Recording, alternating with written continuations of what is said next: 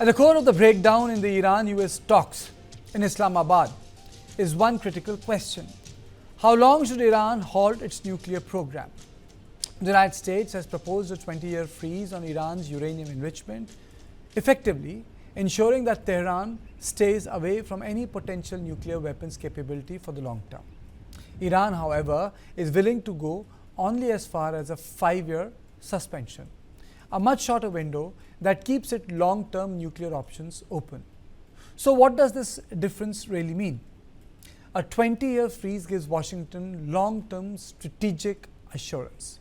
It delays Iran's nuclear capability for a generation, reduces global security risks, and provides stability to allies in the region. On the other hand, Iran's 5-year proposal is more of a tactical pause. It signals willingness to negotiate but without giving up its sovereign right to resume enrichment in the near future. This gap is not just about timelines. It reflects a deeper divide in trust and intent. Now, the US wants a lasting guarantee that Iran will never become a nuclear threat. Iran, meanwhile, wants flexibility and remains deeply skeptical of American commitments after past agreement collapsed. In fact, reports suggest both sides came close to a deal, but this very issue of duration proved to be the deal breaker. There are even indications that around 12 to 13 years could be explored in future rounds. So, for now, the talks may have stalled, but the core question remains unresolved. Is this about a temporary pause or a long-term reset of Iran's nuclear ambitions?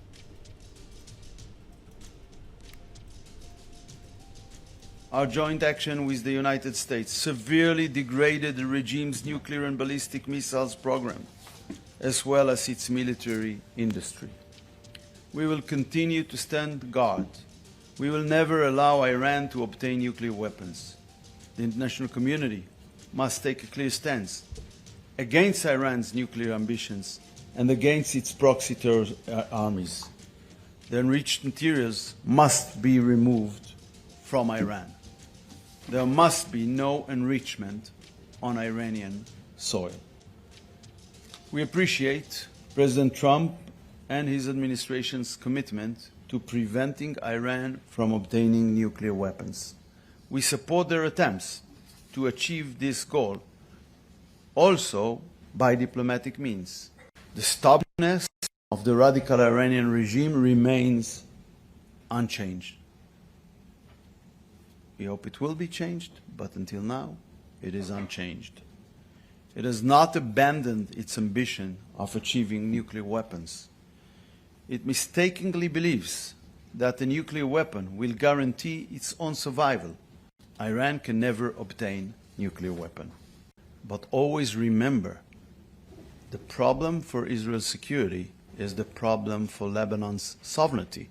It's Hezbollah. It's the same problem. And this problem needs to be addressed in order to move to a different phase we want to reach of peace and normalization with the state of Lebanon. So it's a very historic day. After 40 years, Israel and Lebanon are going to go for a very high-level talk, first time in 40 years. But the bigger issue is the fissile material. Now, if the bomb was such an issue, then why did Trump, in his first tenure, which Barack Obama, a deal that he fashioned when he was the president, why did he scrap it? On this issue, I'm joined by L.A. Page, Director of International Relations. He joins me directly from Jerusalem. I'm joined by Professor Scott Lucas from Clinton Institute from Dublin, Major General Sudhakarji from Delhi, and Professor Swaran Singh from JNU from Delhi. Let me straight away go to Professor Scott Lucas. Sir, 3 years, 13 years, 5 years, 20 years. I mean to say then, why was that deal scrapped, which was negotiated by Barack Obama, if it boiled down to the bomb? That's a great question. We had a deal in 2015, which had provisions of between 10 and 15 years that limited Iran's uranium enrichment to 3.67%. They took all of the 20% uranium, shipped it outside of the country. Now, why could you not just simply go back to that deal in 2026? 3.67% uranium. inspections and verification by the International Atomic Energy Agency, and all uranium and above that, 20%, 60% outside the country. The reason why you can't is, of course, because the Trump administration ripped up that deal in 2018. So there's no way that domestically they can go back and have a deal that looks like the Obama deal that they trashed. So what you have are both sides staking out, sort of like points of reference right now, 20 years versus 5 years. The reality here is, and at least we're getting further talks, the reality here is you not only have to discuss the duration of the agreement, you have to discuss the level of enrichment that's taking place, and you have to discuss the verification arrangements if you're really going to get serious about a lasting deal, rather than the Trump folks having walked away from a deal, then going into war, then putting up something that may or may not be viable. Okay, let me straight away go to LA Pesh. LA, now the conversation is coming around to Lebanon, which is complete doing away or annihilation of Hezbollah and the fissile material. So why is Israel or why is America so confident that Iran will be willing to kill its nuclear ambition now? It's a great question. Thank you for having me on. I think the key is that Iran is always focusing on negotiations, delay and delay and delay, and to try to hide what they're trying to do from the international community. One of the things that was clear, that while there was an agreement that President Trump did break a number of years ago, it was clear that Iran was not being faithful to that agreement. Some of the attacks that both Israel and the U.S. Employed over the last few weeks were directed at areas that were not declared as they were supposed to by the original agreement. Israel did a remarkable campaign where they extracted their actual plans a number of years ago. It was relatively high profile, demonstrating that Iran was not being faithful to the agreement. So agreements is not something that Iran is generally good with. And when it comes to Lebanon, the key for there to be peace in the region is eliminating the nefariousness of Iran, their support for Hezbollah. And once Hezbollah is destroyed, then there is an ability for Lebanon to be free, both for good for Israel, but even better for the Lebanese people. Eli, I have a question, in sincerity, who will decide when someone will say, okay, Hezbollah is destroyed? It's a fair, well, I mean, it'll start when they stop shooting missiles at Israel. It is a fair question, what that will look like. But for now, Hezbollah continues to be threatened, not just by Israel, but they are threatened by the idea of Lebanon having negotiations with Israel. I think eventually it'll be the Lebanese people will make that decision, and the Lebanese army will make that decision. But for now, it's quite clear that we're not there yet. I believe it will get clearer as we get closer to that ultimate goal. Okay. Professor Swaran Singh, after the Ukrainian experience, which country will be willing to give up its indigenously built nuclear technology or nuclear ambition?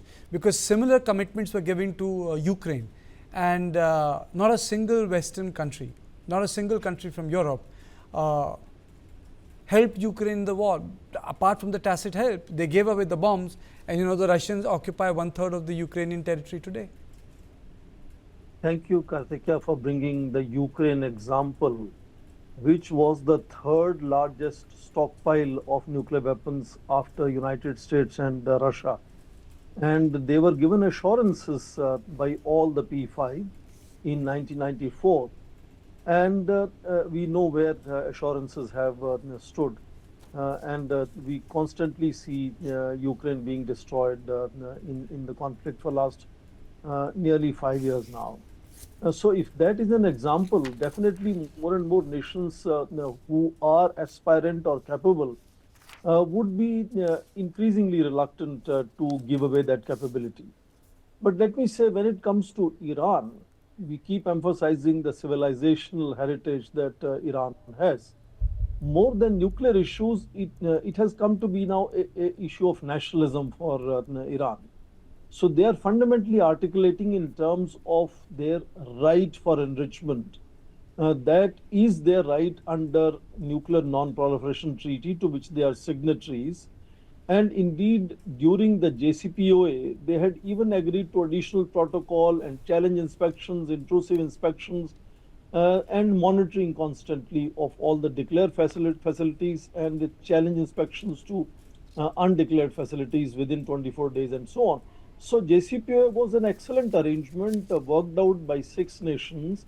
And it is interesting that, the 5 very close allies of United States did not share that assessment that Iran was violating JCPOA and was not standing by commitments under JCPOA, and they have continued to constantly stay under JCPOA. Only President Trump decided to walk out of it, and is today asking virtually the same things, except that the time limitations placed under 2015 JCPOA, some of them have already ended. They had 10 years of limit on centrifuges, for example, that was brought down from 19,000 to just 6,000. That limit is already over. And their limit on other conditionalities of uranium stockpiles and enrichment also is supposed to end in 15 years, which is 5 years from now. Does it mean that now Iran is going to take same or similar? In fact, President Trump is talking of JPCO plus plus indeed for another 20 years till 2046. That looks like very utopian kind of an anticipation, expectation. And just one line on Hezbollah. I always say Israel has been trying to deal with Hezbollah problem for 44 years now. About 4 times boots on the ground, dozen times airstrikes. I hope that this time they are going to feel comfortable that the threat is over. My best wishes to Israel on that. Okay. General Sudhakarji, there is one issue here. It's 400 or maybe 500 kilograms of buried uranium. Now, who does that job? Whose special forces are going inside? I mean to say it's not an easy thing to be done. Will Iran share all those secret facilities, ins and out, exit, that's a very classified area of any state. And where will that uranium go? Who will keep that in possession? There are no outlines. So what's your assessment of the situation? Are we looking at a second protracted round of negotiation between Americans and Iranians, sir? Kartikeya, good evening. Thank you for inviting me for a very, very special panel discussion, and my warm greetings to very distinguished and esteemed co-panelists. Each of them deserve to have the last say on the subject. But in your question, there lie more than 3 subparts. First is, where is this 410, 450? Now I believe the figure is going up to 460 kgs of enriched uranium. Well, open sources, they have come out with unspecified details, but one thing is emerging, that they are not at one place. They are at more than one places, maybe canisterized, maybe at different places in the country. But it is homing on to Natanz. Natanz is the place where it is buried under 600, not feet, 600 meters under the earth, where no bunker busting missile can go inside or penetrate inside. So let's say it is there at multiple places. That means there is a requirement for the military intelligence or the intelligence department of Iran to disclose the details before we commence our operation. That is the second part of the question. Firstly, we need to identify where are they. As of now, I am given to understand they have been put into canisters and they are at multiple locations regardless of the nuclear installations of the Iran today. They are in the mountainside, under the soil, deep inside. So one, that intelligence requirement is paramount. Number two, who does it? It is believed that the large quantum, we are assuming in your question, there is the assumption that this 410 kgs to 460 kgs of enriched uranium is buried because of the bunker busting ordinance which was dropped by USA. So who goes to extricate it? Now, there is no technology in the world which is competent enough based on experience after Hiroshima and Nagasaki, to the best of my knowledge, which will be able to insulate the specialized people to carry out this extrication exercise. Even United States of America doesn't have, to the best of my understanding and research. However, nothing is impossible. Once we establish the fact that they are at so and so places, they are under so many feet or so many meters under the earth, then the process of extrication can commence. For that, there is a specialized battalion, commando battalion, who are trained in this particular activity in the USA. I'm given to understand they are poised at Guam Island. They had once flown out of Guam Island sometime way back in 2007 when Musharraf of Pakistan had denied to give any entry or access to US forces when US was demanding. This was after 9/11. There was a persistent negotiation, backdoor negotiation with Pakistan, that the nuclear weapons of Pakistan cannot be allowed to stay under the control or even under the control of Pakistan. So that is the time when this para-SF battalion, trained in extrication or handling, had got airborne. They are supposed to have gone in if Pakistan disagreed. So this is the thing that comes to my mind. Other than this, I am not aware if Pentagon has gone in for creating a specialized force which has got the ability to extricate. There is one more thing on which I would like to draw everyone's attention. Professor Lucas, I was going through data. The blockade which is in place is affecting 2% of the daily requirement of daily oil, and no one is talking about it. In a single day, it's affecting 2% of the oil, and it's going to have very detrimental effect, a huge detrimental effect on the global economy. No, I mean, no one's disputing here that we have issues on the table, such as Iran's nuclear program or Hezbollah. But we've got a lot of misinformation out there that then identifies this war and why it's being carried out, I think, on misleading pretenses. First of all, no, contrary to my colleague, Iran did comply with the JCPOA between 2015 and 2018. The IAEA said that repeatedly. When he says there were undeclared nuclear sites, that referred to something which happened more than 20 years ago. Now, after 2018, Iran did proceed to 20% enrichment, then 60%, but that's because the Trump administration had broken the deal and imposed comprehensive sanctions. If you are serious about getting back to a position, including dealing with the economic shocks, then you cease fire and you establish an agreement that goes back to what we had in 2015. But let us be honest here, that's not what the Israelis are interested in. The Israelis are interested in regime change. Second point on Hezbollah. Yes, we agree something should be done about Hezbollah. They have been destabilizing. But the issue here is, how did Israel respond to Hezbollah's firing of rockets back on March the 2nd? They did not just attack Hezbollah. They have attacked the Lebanese state. They have attacked civilians. They have killed Lebanese security forces. They have further destabilized that state. Now, we do have talks today trying to find some type of ceasefire here, but let us not pretend this was about Hezbollah alone. Israel is establishing an occupation zone up to the Litani River, about 15% of the country. Why do I say that? Because then let's talk about the reality of the Strait of Hormuz. As long as you have this misleading narrative regarding the nuclear programs and regarding Israel's attacks on Lebanon, Iran is going to maintain leverage over the strait. They did not do so before this war started. They will do so now.